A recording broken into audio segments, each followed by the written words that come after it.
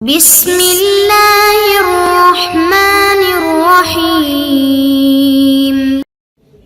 السلام علیکم معزز طلبہ کرام، آپ سب کیسے ہیں؟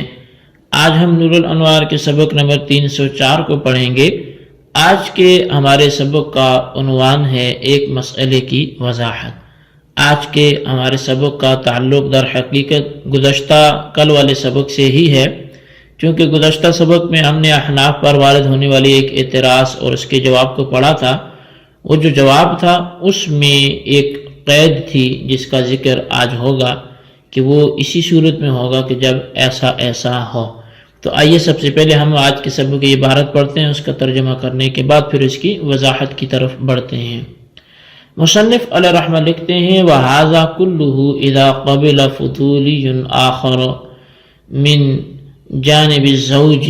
لأن الفضولی الواحد لا يتولى طرفي النکاح۔ فرمایا کہ یہ سارا کا سارا اس وقت ہے جبکہ دوسرا فضولی شوہر کی جانب سے قبول کرے، اس لیے کہ ایک فضولی نکاح کی دونوں طرفوں کا متولی نہیں ہوتا۔ وقیل اذا تکلم الفضولی الواحد بکلامین بان قال زوجت فلانة من فلان وقبلت منه يتوقف ولا يبطل۔ اور ایک قول یہ کہا گیا ہے کہ جب فضولی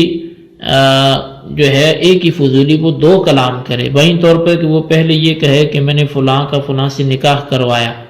اور پھر یہ کہے کہ میں نے فلاں کی جانب سے قبول کیا، تو اب یہ موقوف رہے گا، ان کی اجازت پر باطل نہیں ہوگا۔ وقیل لا حاجة إلى قوله بغير إذن الزوج لأن حكم المسألة لا يتوقف عليه، ولهذا لم يقيده شمس الأئمة بهذا القيد، وإن آتقهما المولى بلفظ واحد بأن قال آتقوهما لا يبطل نكاح واحدة منهما لعدم تحقق الجمع بين الحرة والأمة۔ اور کہا گیا ہے کہ مصنف کے قول بغیر اذن زوج کی کوئی ضرورت نہیں ہے، کیونکہ مسئلہ کا حکم اس پر موقوف نہیں ہے، اسی وجہ سے شمس الائمہ نے اس کو اس قید کے ساتھ مقید نہیں کیا۔ اور اگر ان دونوں کو مولا نے ایک لفظ سے آزاد کر دیا، بہین طور پر کہ کہا کہ میں ان دونوں کو آزاد کرتا ہوں، تو ان دونوں میں سے ایک کا نکاح بھی باطل نہیں ہوگا، کیونکہ آزاد اور باندی کا جمع ہونا متحقق نہیں ہوا۔ وَإِنْ أَعْتَقَهُمَا بِكَلَامٍ مَفْصُولٍ فَأَجَازَ الزَّوْجُ نِكَاحَهُمَا أَوْ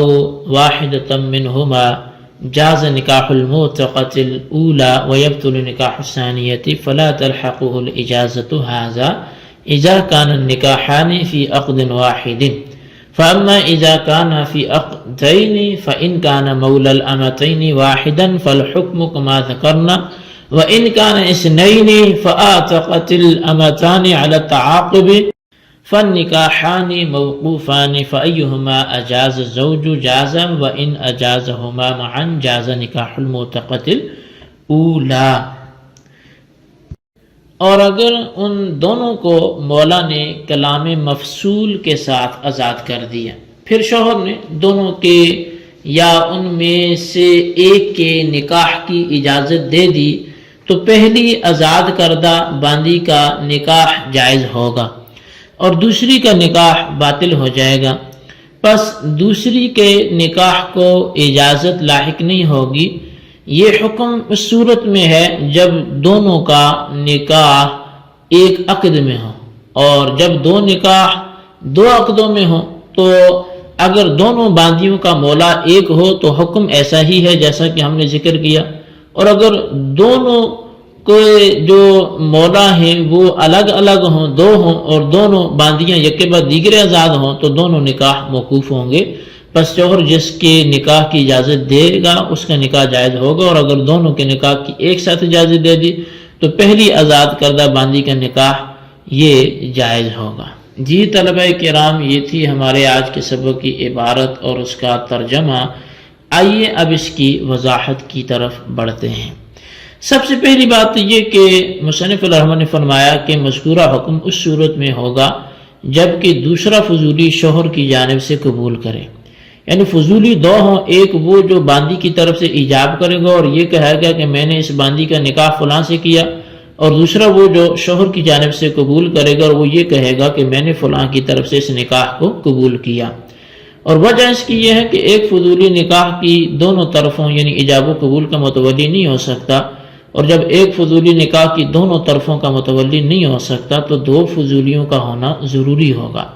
ایک کا ایجاب کے لیے اور ایک کا قبول کے لیے۔ بہرحال جب دو فضولی موجود ہوں اور ان میں سے ایک نے باندی کی طرف سے ایجاب کیا اور دوسرے نے شوہر کی طرف سے قبول کیا تو یہ نکاح مولا اور شوہر کی اجازت پر موقوف ہو کر منعقد ہو جائے گا،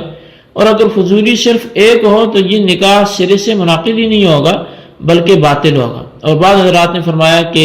صرف ایک فضولی بھی کافی ہے بشرطے کہ وہ دو کلام کے ساتھ کلام کرے، یعنی ایک کلام باندی کی طرف سے کرے اور ایک کلام شوہر کی طرف سے کرے۔ مثلا یوں کہ میں نے فلاں باندی کا فلاں مرد سے نکاح کر دیا، اور پھر یوں کہ میں نے فلاں مرد کی طرف سے اس عورت کا نکاح قبول کیا، تو اس صورت میں بھی یہ نکاح مولا اور شوہر کی اجازت پر موقوف ہو کر منعقد ہو جائے گا اور باطل نہیں ہوگا۔ اب شارح منار صاحب نور الانوار ملا جیون الرحمہ فرماتے ہیں کہ متن میں بغیر اذن زوج کی جو قید ہے اس کی کوئی ضرورت نہیں تھی، کیونکہ مسئلے کا حکم اس قول پر موقوف نہیں ہے۔ چنانچہ اگر مذکورہ نکاح شوہر کی اجازت سے ہو اور مولا کی بغیر اجازت کے ہو، پھر مولا حاضی حرۃ و حاضی کے ساتھ باندیوں کو آزاد کرے تو بھی دوسری باندی کا نکاح باطل ہو جائے گا، جیسا کہ اگر شوہر اور مولا دونوں کی اجازت کے بغیر نکاح ہو، اور پھر مولا حاضی حرۃ و حاضی کہہ کر آزاد کرے تو دوسری باندی کا نکاح باطل ہو جاتا ہے۔ پس متن میں یہ قول اتفاقی ہوگا نہ کہ احترازی۔ یہی وجہ ہے کہ شمس الائمہ نے صورت مذکورہ کو اس قید کے ساتھ مقید نہیں کیا۔ شارح کہتے ہیں کہ اگر مولا نے دونوں باندیوں کو ایک لفظ سے آزاد کیا، مثلا یوں کہا کہ میں ان دونوں کو آزاد کرتا ہوں، تو ان میں سے کسی کا نکاح باطل نہیں ہوگا، کیونکہ حاضی حرۃ و حاضی کے ذریعے آزاد کرنے کی صورت میں دوسری باندی کا نکاح اس لیے باطل ہوا تھا کہ اس صورت میں حرہ اور باندی کو جمع کرنا لازم آتا تھا، یعنی نکاح لونڈی کا آزاد پر کرنا یہ لازم آتا تھا، اور دونوں کو ایک ساتھ آزاد کرنے کی صورت میں حرہ اور باندی کا جمع ہونا لازم نہیں آتا، لہذا مولا کی طرف سے دونوں کا نکاح نافذ ہو جائے گا، اور یہ نکاح اگر شوہر کی اجازت کے بغیر ہوا تھا تو شوہر کو اختیار ہوگا کہ دونوں کے نکاح کی اجازت دے یا ان میں سے کسی ایک متعینہ کی نکاح کی اجازت دے۔ تو شارح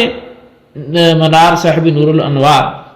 نے مزید فرمایا کہ اگر مولا نے دونوں باندیوں کو الگ الگ کلام سے آزاد کیا، مثلا ایک کی طرف اشارہ کر کے کہا کہ یہ آزاد ہے، پھر سکوت کرنے کے بعد دوسرے کلام سے دوسری کی طرف اشارہ کر کے کہا یہ بھی آزاد ہے، پھر شوہر نے ان دونوں کے یا ان میں سے ایک کے نکاح کی اجازت دے دی، تو اس صورت میں جس باندی کو پہلے آزاد کیا گیا اس کا نکاح درست ہو جائے گا اور دوسری کا نکاح باطل ہو جائے گا۔ وجہ یہ ہے کہ اس صورت میں بھی نکاح جو ہے وہ لونڈی کا آزاد پر کرنا لازم آتا ہے، بس اس صورت کے اس دوسری کے نکاح کو اجازت لاحق نہیں ہوگی، یعنی شوہر نے اگر دوسری باندی کے نکاح کی بھی اجازت دے دی تو چونکہ یہ لونڈی کا آزاد پر نکاح کرنا لازم آتا ہے اس لیے یہ اجازت معتبر نہیں ہوگی اور دوسری کا نکاح درست نہیں ہوگا۔